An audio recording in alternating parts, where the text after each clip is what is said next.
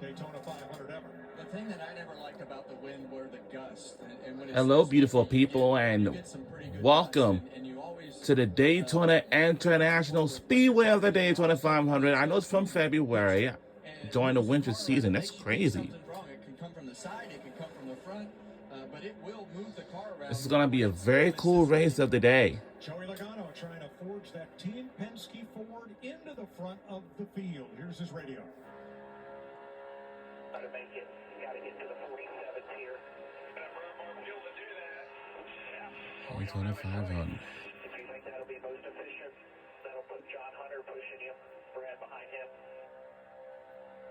So the last lap, 48.45. They're telling Logano they want him in the 47-second bracket.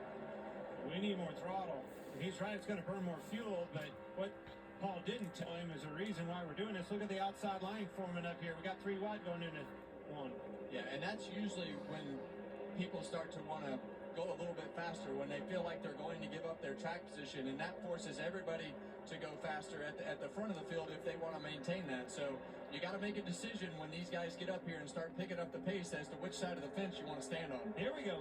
Chase Briscoe to the top side, the outside pole sitter for this year's 500, the pole sitter last year.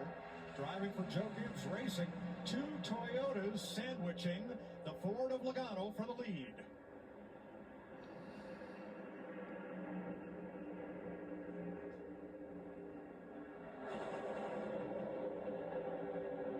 There it is. Look at this.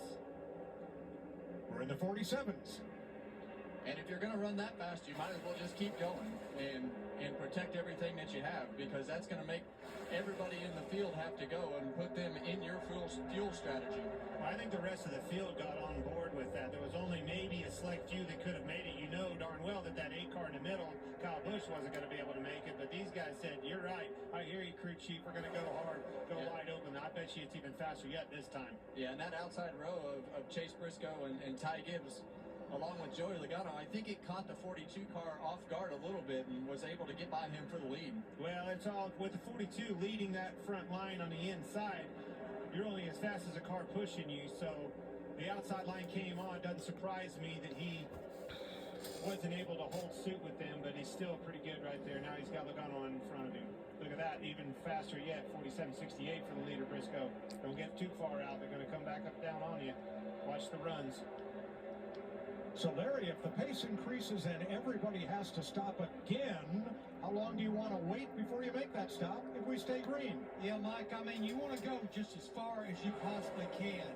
I got to believe with what I saw with throttle prior to a couple laps ago, that they probably can go somewhere around maybe around lap 50, somewhere in that neighborhood, maybe 55. That's on an on-purpose pit. It's going to merge back on.